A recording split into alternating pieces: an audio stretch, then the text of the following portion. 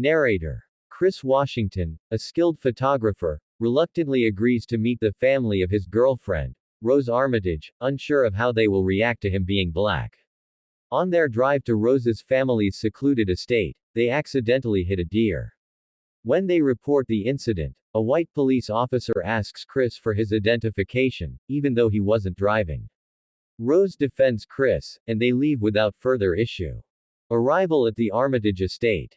Narrator. At the Armitage home, Chris meets Rose's parents, Dean and Missy, and her brother Jeremy. Dean, a neurosurgeon, and Missy, a psychiatrist and hypnotherapist, initially seem friendly, but their comments about black people are unsettling. Chris also notices that the black workers at the estate, Walter the groundskeeper and Georgina the housekeeper, behave oddly and are disturbingly submissive. Strange encounters. Narrator. Unable to sleep, Chris goes outside to smoke and sees Walter running in the dark. When he returns, Missy invites him to sit with her. She offers to help him quit smoking through hypnosis. Despite his reservations, Chris agrees. During the session, Missy makes Chris relive the trauma of his mother's death in a hit-and-run accident. He finds himself trapped in a dark void Missy calls the sunken place. He wakes up in bed, feeling disturbed but finding that cigarettes now disgust him. The party. Narrator. The next day, the Armitages host their annual party. The predominantly white, wealthy guests show an unsettling interest in Chris, praising his physique and asking intrusive questions about black culture. Chris meets Logan King, a black man who behaves peculiarly and is married to an older white woman. Logan's odd behavior puts Chris further on edge. Rod's concern. Narrator. Chris confides in his friend Rod Williams, a TSA officer, about the hypnosis and strange happenings. Rod is suspicious and tells Chris to leave.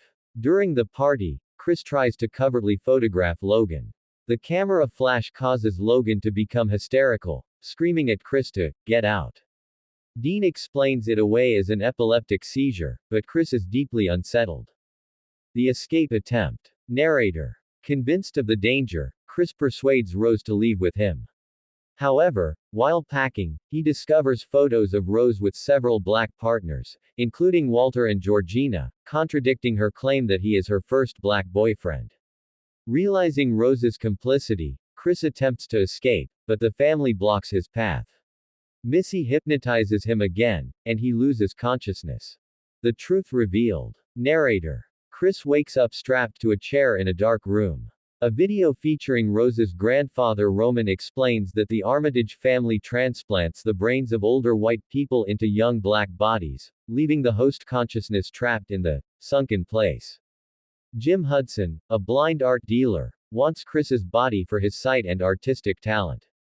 Desperate escape. Narrator. Determined to survive, Chris plugs his ears with stuffing from the chair to block the hypnotic trigger.